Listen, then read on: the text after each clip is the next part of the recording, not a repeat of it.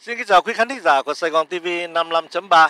Đức Phạm và Hùng Võ đang có mặt tại thành phố Garland để thực hiện một phóng sự với sự phối hợp và hướng dẫn của Luat Su Anh Thu.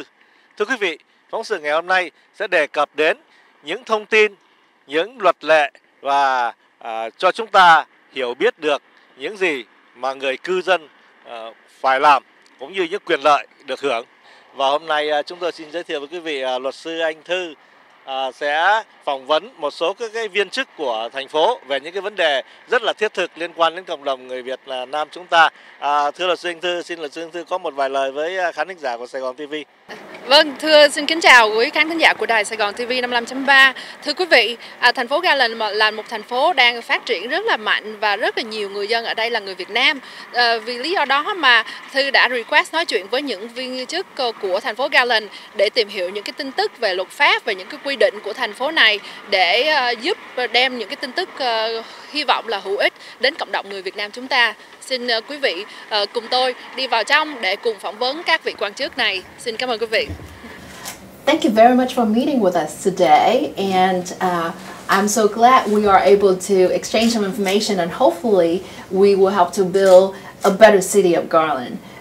I would like to introduce Lance and Robert.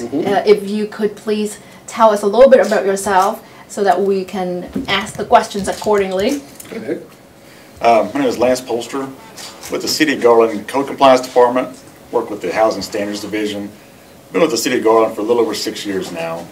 Prior to that, I was in the home building. So you have a lot of experience about building constructions, about code compliance. Yes, ma'am. Okay. Robert, how about you? I'm Robert Ashcraft. I work for the Water Department. Been here 34 years. Wow. You're a veteran. I've been here a year or two, yes. So we could always come to you for advice and guidance, of course, right? I'm always here. Okay. I guess I'll get a little bit more into detail about the department that you work for. In terms of your department, what role does your department play in building the City of Garland? The Code Compliance Department, we enforce state and local ordinances to make sure everybody lives in a healthy and safe environment. Not only cosmetic issues, but as well as any safety concerns that citizens might have. Oh, okay. So it's not only what the city might look like, the appearance, but also the safety issues, which is very important too. Correct. Okay. And how about you? It's our job to supply all the citizens and businesses of Garland with clean, potable water that's safe for them to drink, and to take away the wastewater away in a sanitary manner so that everybody stays healthy. I have the next questions, which what are the typical issues that you guys have to deal with, especially with your own departments?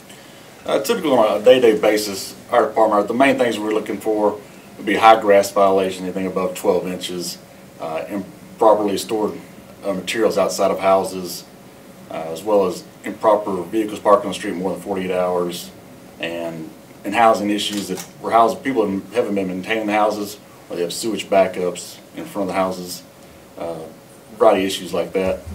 Our department is split up into 3 parts, so we also have a focus on commercial side, so we're looking at any of the commercial properties around town, also as well as the multifamily and the hotels and motels around the city as well. Okay. Do you guys usually give certain notice first before you write the citation? Yes, ma'am. We'll always send out a notice of violation first. If it's an immediate threat, like the sewage backups, things like that, we'll typically put a door notice on the property, asking the citizen to contact us first. And the main thing is we're looking for open communication.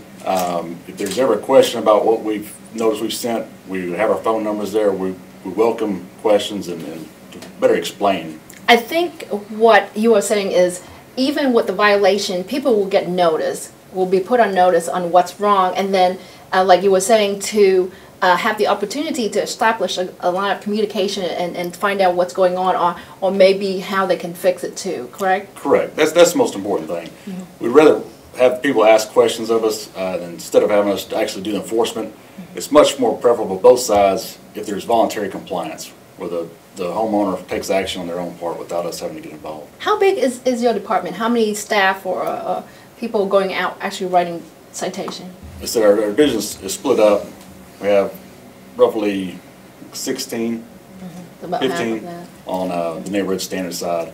And the side that handles the multifamily and the lodging, we have, in the single family properties, we have 6 inspectors. Wow, so they're probably very busy with all their workload. Very busy indeed. Yes. And then with your department, what are the typical issues that you have to deal with, Robert?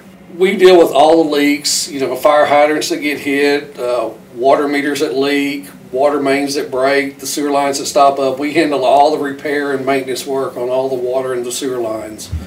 You know, typically we've got about 70 guys out here, and we're just all over town every day just making sure that everything stays in the pipe like it's supposed to.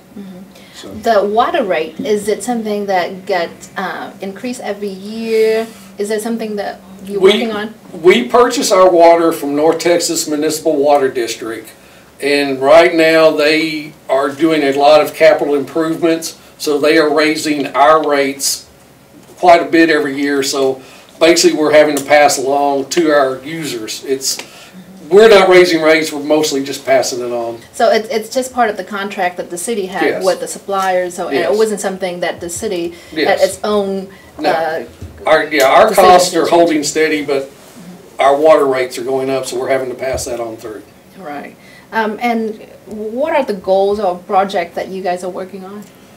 Well, you know, we're always replacing our infrastructures. We've got, you know, water line projects going on all over town all the time, on sewer projects going all over town. We're always replacing, trying to upgrade the system to make it better. Wonderful. How about you, Lynn? A couple of goals we always work with. Part of this communication with the community. We do that through sharing information and meetings like HOA development. We also have on our single family program, we have certified landlord training. We try to get the information out there too. We have a group called Code Cares in our department. Work with volunteer groups throughout the city to help bring property maintenance up for people that are less fortunate, both in money and health wise. It's free service. They can contact our department, kind of help get some issues with. Wow, we definitely need to find out about that information. Yes. So there's actually a group of volunteers going around to help low-income family to fix up whatever problems they have that will make sure that they are in compliance with the code department, right? Correct. We work with several churches and other community volunteers and kind of help coordinate those repair efforts Wonderful. in lower income houses. The code compliance has also been working with several other city departments. The water department is also involved in the neighborhood vitality programs as they're going in and replacing the infrastructure. We're going in to help assess how we can bring the neighborhood up aesthetics, not only to the minimum housing standards, but a step above. Wonderful. I think today, just sharing information. We always love the utilities, the water department, because, we need water, but then, the code compliance department is something that, we always kind of afraid to deal with, and, it's not exactly the warm, fuzzy feeling, but now we find out that you're trying to work with people, and also you have projects or charity projects that you guys are involved in to help people in the community. Correct, and that's one thing. Unfortunately, we do a lot of our negative stigma comes from the fact that they get a notice or citation in the mail from us, but a lot of that can be improved by the improved communication and just some communication back and forth between our department and the citizens, and get the information out there earlier. What type of community cooperation that you would like to see that would help with your department or your department? Our biggest issue is when we're having to do a main repair or anything we're digging up, the people like to come see what's going on, and we understand that. We all want to know what's going on, but just stay back, for safety issues. Yeah, right. Just stay away from where we're working, because it makes it a lot easier if we don't have to watch out for people. So. Right. How about you? It'd probably make the easiest if people are kind of aware of all the codes and issues out there. Everything is available on the main city website, the garlandtx.gov. Kind of become aware of the housing issues and kind of proactively maintain the property. That's always ideal for both sides. We don't have to take the enforcement role. With the Vietnamese community, I know there are a lot of Vietnamese here in Garland, city of Garland, and I guess my question would be, what are the typical things that uniquely that you have to deal with the Vietnamese here in the community? Any changes that you would like to see, or any cooperation from the Vietnamese community that you want to see? We get along well. We really don't have any issues. You know, sometimes communication's a problem, but we just, you know, we work through it and just try to get along and help everybody out. So.